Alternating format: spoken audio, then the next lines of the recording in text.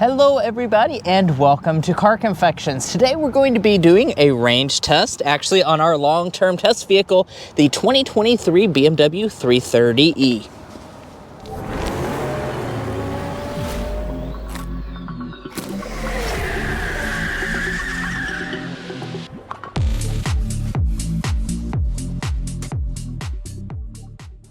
Now before we head out on the road and put the range number to the test, let's talk a little bit about a few specifications. So this is a plug-in hybrid model, meaning it does have a 2-liter turbocharged 4-cylinder engine. It also has a 12 kilowatt-hour lithium-ion battery pack and a single electric motor. Altogether, it's going to be making 288 horsepower, 311 pound-feet of torque.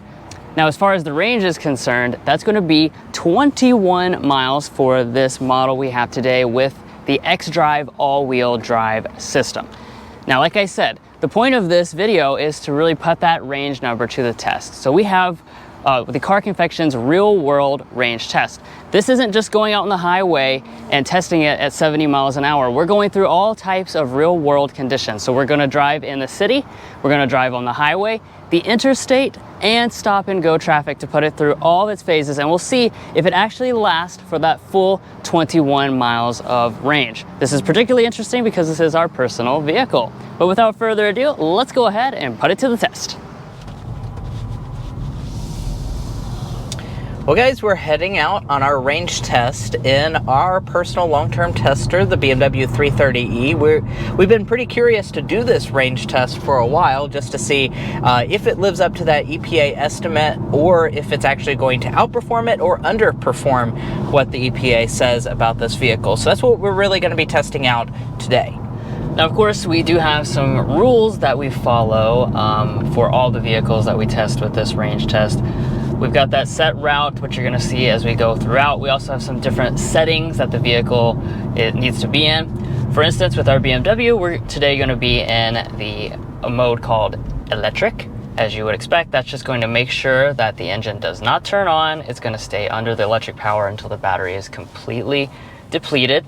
In this case, with this model, the electric motor itself is providing about half of the total system horsepower, so it's 107 horsepower by itself. And you can kind of see that reflected here with this power bar. A little greater than 50% of the power is available. Yeah, and you can actually operate it at up to speeds of 87 miles per hour. Now, we will not be going that fast today because one of the other rules of all of our real-world range test is that we're going to be doing the actual speed limit, so no faster than the actual speed limit, but we're also not going to be accelerating too hard. We're going to be kind of just going with the flow of traffic, but generally speaking, no more than half acceleration. Additionally, our final rule is that the climate control is going to be set to 72 degrees in the lowest fan speed setting if there's an automatic mode, which is what we're in right now. And one thing I do want to talk about with this 330e right off the bat is that when we turn the climate control on, as we head out into the garage, it initially was reading 22 miles of projected range, and when we turned the climate control on, it went down to 19 as our maximum. So you're already seeing a little bit of that climate control effect when it comes to the projected range. Now we'll see if it actually does make a big effect when it comes to the real world range here in just a second. Now, one thing to know about the route that we've developed is that it pretty much blends 50-50 city driving as well as highway and interstate driving, because we really did specially design this to simulate what you guys might do on a daily basis. If you have a plug-in hybrid like what we do, you know, you kind of drive to the city, then you might go on the interstate for a little bit and then head back into the city into some stop and go traffic. That's really what this route is specifically designed for. And it does encompass about 30 miles. So we'll see, probably maybe the last little bit of this route will probably run out of juice, considering that this vehicle is only rated at 21 miles by the EPA. Yeah, if we make it the whole way, that would be a big surprise. Yeah. But we'll see. That's why we're testing, right? That's why we're testing. As far as this first section here, this is going to be a bit of stop and go. Speed's going to be about, you know, between 35 and 45 miles an hour, roughly.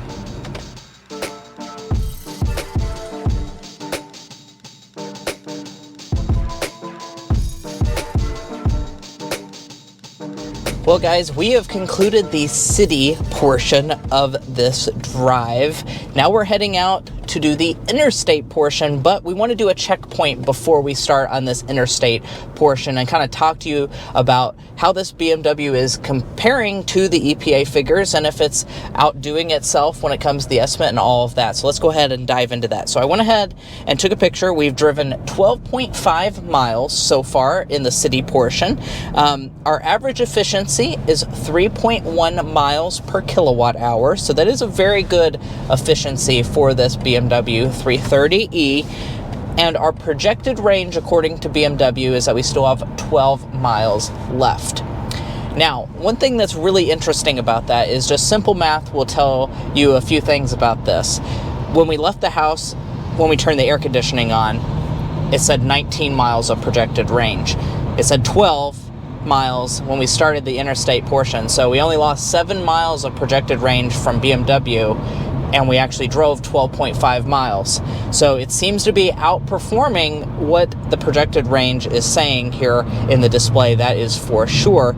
Also, I will point out that 3.1 miles per kilowatt hour is a very good efficiency. We've done this range test on quite a few different vehicles, and that's one of the best ones that we've had so far.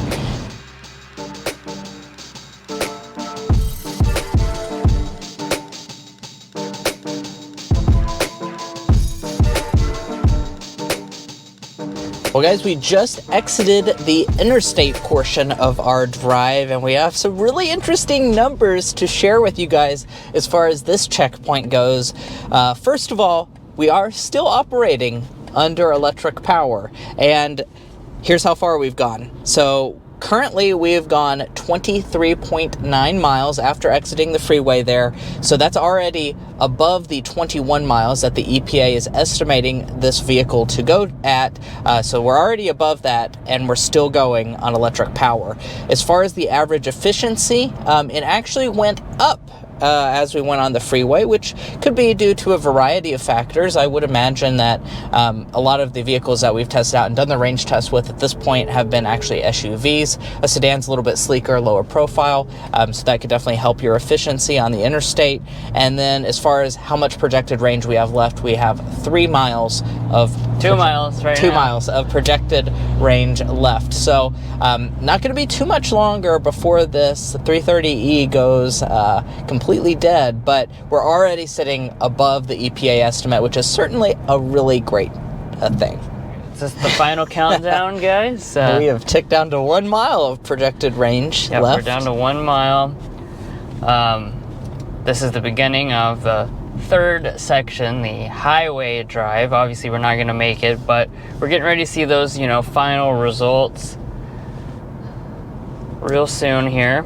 I will say it's a little bit relieving to me that the 330e has already outperformed what the EPA has stated, which I think is really cool. So really anything past what we've already been getting is just bonus mileage. Bonus mileage that we're getting here with the 330e. Ooh, they're making it suspenseful on us. Oh, there we go. All right, finally kicked it off. All right, I snapped a picture with our official numbers on it. Drum roll, please. How far did we make it in the 2023 BMW 330e xDrive? We made it 27.1 miles. Okay. Very good. So that certainly is well above the EPA's estimate of 21 for this vehicle. So that's 6.1 miles further than what they said that this car would go. Now, I will say the conditions on this test are pretty ideal. I will say that. It's currently 73 degrees outside and sunny. That's just the weather here in Kentucky right now. So it's not overly cold or overly hot, which tends to make your range go up. It's pretty much ideal battery weather conditions, but still a very impressive figure. I would imagine that you'd still be seeing well above the EPA estimate regardless of what weather conditions you're in. And if we didn't have climate control on, which I know most people will use climate control, I imagine we would be able to get actually quite a few more miles if we had the climate control system off. Right. And, we get a lot of, I think, questions and stuff about the amount of range that this has. Is that even useful? Well, I think we can show with that, it is useful because that's enough mileage to cover, you know, perhaps your daily commute or going to the groceries or whatever. Plus, it also charges relatively fast, less than 3 hours to get fully charged up. So you can, you know, use it during the day, charge it, use it again in the evening, and you can keep all of that time under battery power.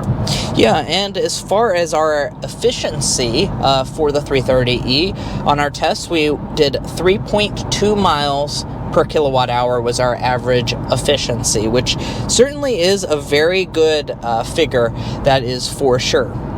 Now, if you're really good with math, you might have noticed a little bit of an odd thing going on here. So the car says 3.2 miles per kilowatt hour was our average efficiency. At the beginning of the video, we said this vehicle has a 12 kilowatt hour battery pack. So you're like, well, 12 times 3, it's 36. Actually, as a matter of fact, 12 times 3.2 is 38.4 miles of range. And you're like, well, it only went 27. Part of the reason for that is they do leave quite a bit of the battery on reserve.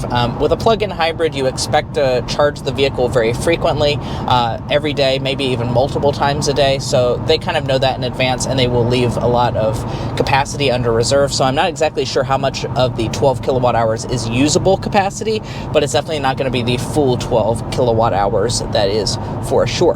Right, and to be clear, you know, after this runs out of battery, it does operate as a conventional hybrid system, so it can still cycle the engine on and off and operate under EV power, but just at a limited miles per hour.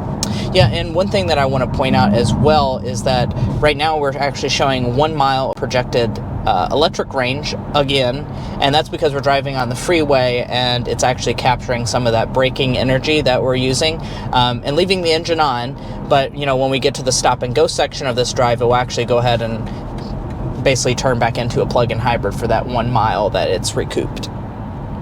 Now, I also want to mention just our everyday livability with this vehicle, because this is a plug-in hybrid that we've had for about 6 or 7 months, so we know how much under electric power and how much under gas power that we've been doing on average. And I want to just go ahead and mention that, because like Drew said, we do get a lot of comments that say, oh, well, plug-in hybrid's not that useful for the everyday person. So let's just go ahead and go through some of the last few months and how much percentage we've been doing under electric power.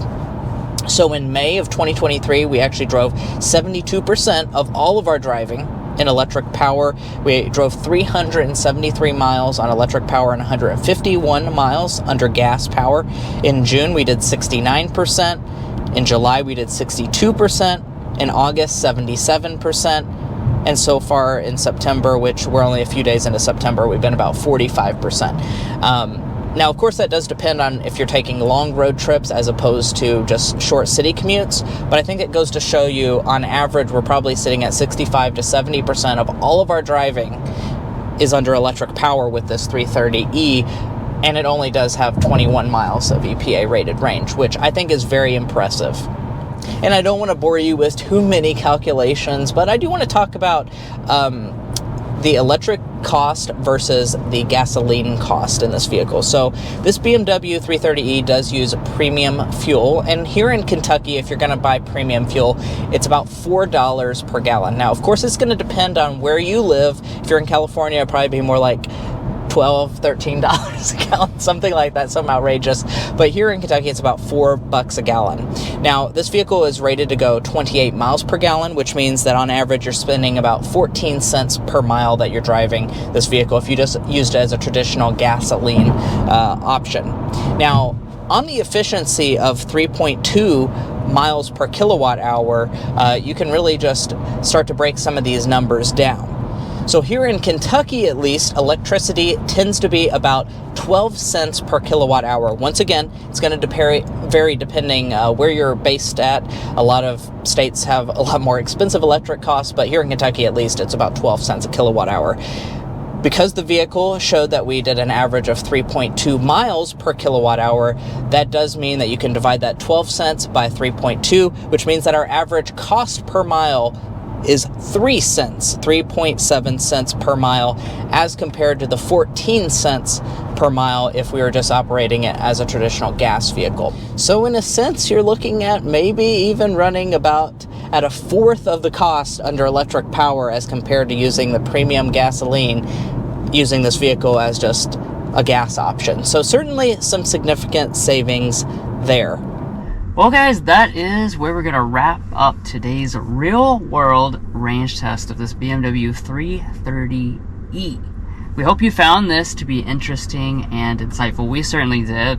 Like we said, we're the owners of the vehicle, but when you're just driving day to day, you don't really know exactly how much range, you can really expect to get when you unplug it and take off on your trip. Now we have a number behind that, and it's pretty impressive at that. We hope you also enjoyed some of the data about gasoline and electric power and stuff like that. It's kind of fun to nerd out, And thanks, guys, for watching. That camera just died, but Yeah. thanks for watching. Yeah, we appreciate your guys' support.